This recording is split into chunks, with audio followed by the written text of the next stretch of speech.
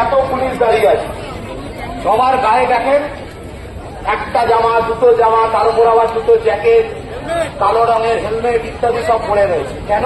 ওদের ভয় আছে। কারণ হচ্ছে ভয় তো আছে, ঠিক বলেছে, ভয় তো আছে, আরো ভয় পায়, আমাদের ভয় নেই তো, ওরা আরো ভয় পায়।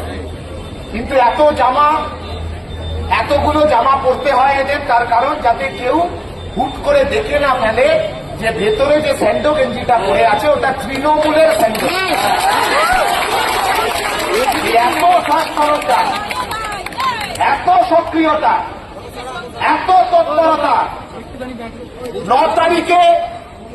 9 তারিখে যখন তিলোত্তমার মরদেহ ছিনতাই করে পুলিশ বেরিয়েছিল, সেই দিন থেকে পুলিশের এই যুদ্ধকালীন তৎপরতা দেখছি।